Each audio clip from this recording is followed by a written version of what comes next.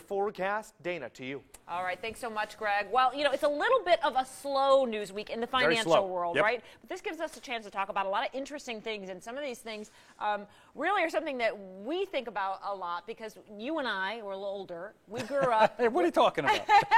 We grew up and we were kind of taught to start saving when you're young, but a lot of people have financial regrets. What's that about? Yeah, I was reading, again, this shows you how slow the week was, looking at some studies, and there was over 5,000 Americans surveyed over the last couple of months, and their number one financial regret was that they didn't start saving sooner.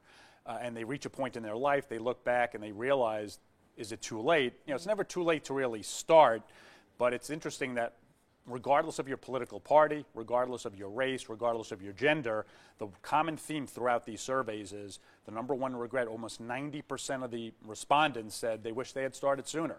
And it's important that in this day and age of the ease with which technology works, to get started is really simple. You had just talked to me about your 401k. Right. Getting signed up for these things and automatic investment plans really just takes a phone call, and it's never too late to get started, but the earlier you start, the better. Right. That definitely is true, and I think people don't realize even if you just put a little in, it can add up. Boy, let me tell you. Yeah, you put in a little bit each time, and the power of compounding, the power of math really works to your advantage. But psychologically, it makes you feel good just to get started, and that usually will get you continuing to go through it once you get started. And stop calling me old. Yeah, I know. Sorry. Yeah. By the way, this is Steve Buden. I didn't even introduce you. I just got right into it. Another interesting study, though, is job skills and wages. We were talking about this. For some folks, it's getting more expensive to hire people, and their wages are higher. But you were saying there's a large gap, and then there's some folks that aren't getting paid a lot at all. Right, and the Federal Reserve, when they analyze the economy to see whether they should raise interest rates, one of the things they look at is the cost of labor to companies. And what they're finding is something called wage inflation, which is basically how expensive is it to bring somebody on.